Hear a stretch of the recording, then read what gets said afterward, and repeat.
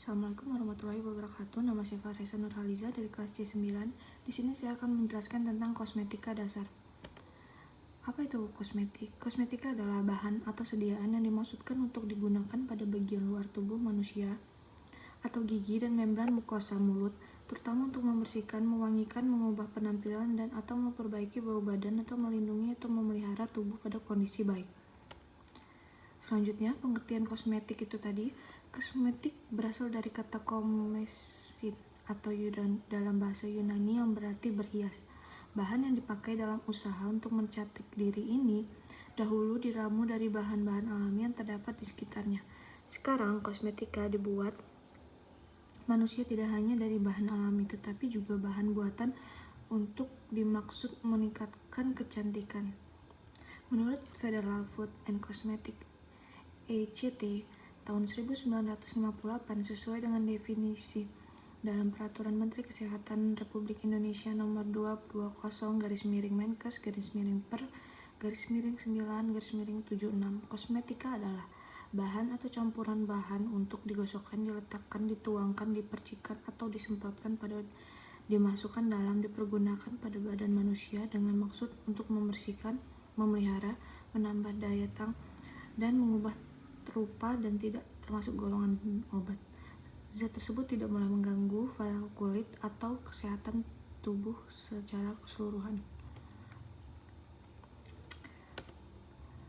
Sejarah kosmetik. Perkembangan kosmetika dimulai sejak abad ke-5 sampai dengan 7 Masehi. Perkembangan kosmetika pada abad ke-4-7 Masehi, Julius Caesar, seorang ahli pembuat kosmetika dan cara penggunaannya.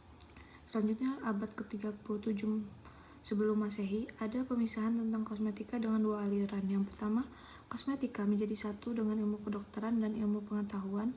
Yang kedua, yaitu kosmetika yang dikaitkan dengan mode dan sandang.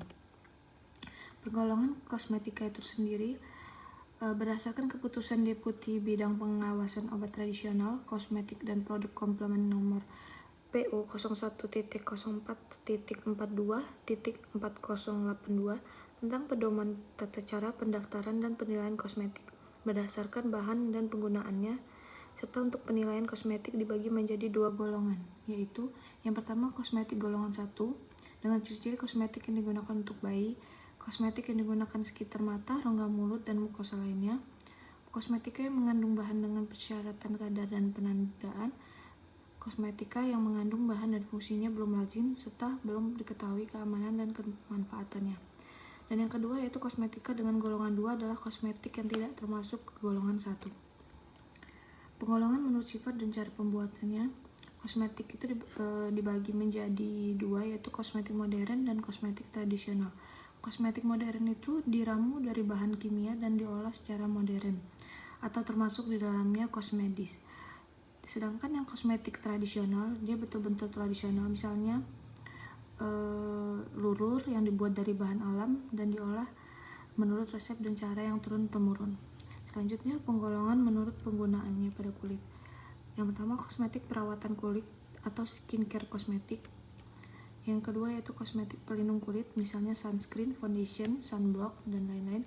Selanjutnya, kosmetik untuk menipiskan atau mengampas kulit atau peeling, misalnya scrub, krim yang berisi butiran-butiran halus. Selanjutnya, kosmetik riasan atau dekoratif atau make up. Jenis ini diperlukan untuk merias dan menutup cacat pada kulit, sehingga menghasilkan penampilan yang lebih menarik atau menimbulkan efek psikologis yang baik. Selanjutnya, menurut Permenkes RI, kategori kosmetik itu yang pertama sediaan untuk bayi, yang kedua sediaan untuk mandi, yang ketiga sediaan untuk kebersihan badan, yang keempat sediaan untuk cukur, yang kelima sediaan wangi-wangian, yang keenam sediaan untuk rambut, yang ketujuh sediaan untuk mata, selanjutnya sediaan untuk make up, sediaan perawatan kulit, sediaan untuk mandi, sediaan untuk kuku, dan yang terakhir sediaan untuk gigi dan mulut. Penandaan kosmetik. Penandaan kosmetik harus memenuhi persyaratan umum, yaitu etiket wadah atau pembungkus harus mencantumkan penandaan berisi informasi yang lengkap, objektif, dan tidak menyesatkan sesuai dengan data pendaftaran yang telah disetujui, jelas dan mudah terbaca.